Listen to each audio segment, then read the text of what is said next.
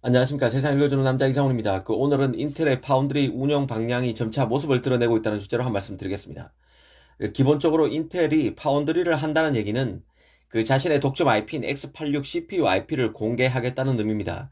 그간 폐쇄적으로 운영해왔던 자신의 IP를 오픈해서 고객인 팹리스가 쉽게 설계할 수 있도록 도와줘야 합니다. 이 파운드리 사업을 위해 이전에는 자신의 칩만 설계해서 이 폐쇄적으로 자신의 팹에서 만들었기에 모든 것이 인텔에 특화될 수밖에 없었습니다.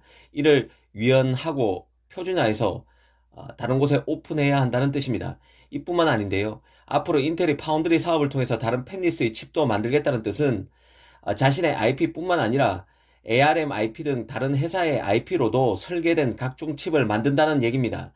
이는 인텔이 자신의 팹에 ARM IP와 같은 다른 팹리스들이 사용하고 있는 IP를 테스트해서 심어 놓아야 한다는 뜻입니다. 그런데 이와 관련해서 의미 있는 뉴스가 아난드 테크에 났습니다.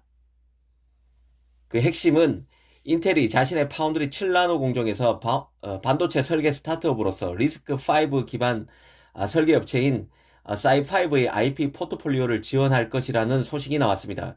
공식 발표이기 때문에 오피셜입니다.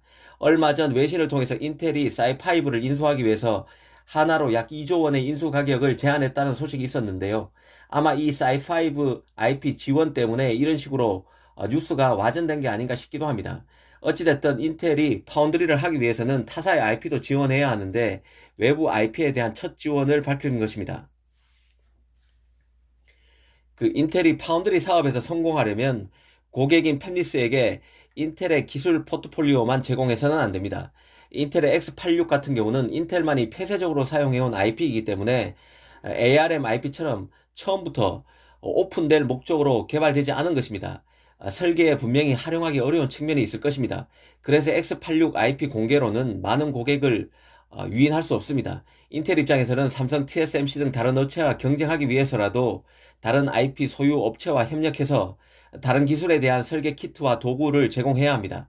인텔로서는 자체 IP 외에도 지원되는 다른 IP 구조를 만들어야 하는데 사이5 IP 지원은 그 첫 사례로 보시면 됩니다. 또 흥미로운 부분이 있는데요.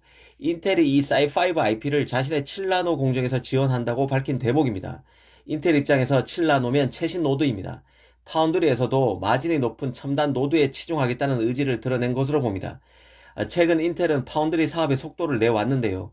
북미 파운드리 사업 부분장 삼성에서 부분장으로 삼성에서 인재를 영입했습니다. 얼마 전에는 사이5 인수 가능성 소식도 있었습니다. 잘 지켜볼 필요가 있어 보입니다.